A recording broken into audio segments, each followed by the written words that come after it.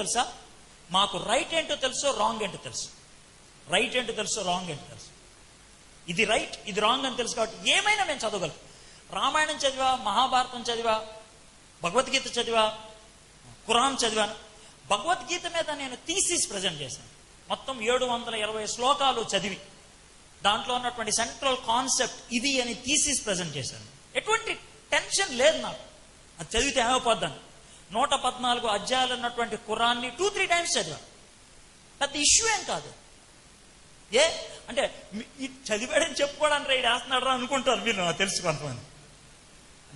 నేను ఎందుకు చదవాల్సి వచ్చిందంటే, నేను ఎంఏ హిందూయిజం చేశాను కాబట్టి పార్ట్ ఆఫ్ మై సబ్జెక్ట్ అది. ఎంఏ రిలీజియన్స్ చేశాను, పార్ట్ ఆఫ్ మై సబ్జెక్ట్ అది. కాబట్టి పెద్ద కష్టమేం కాదు. పైథాగరస్ సిద్ధాంతం వచ్చు అని అంటే 8వ క్లాస్ చదివితే వస్తుంది, ఎందుకు రాదు? అదేవిధంగా ఎంఏ చదివితే వస్తుంది. సో అది పెద్ద విచిత్రమైన విషయం కాదు. అయితే నేనేమన్నా అంటే, అది చదివినా నాకు పెద్ద టెన్షన్ ఏం లేదు. ఎందుకని లేదు అనంటే,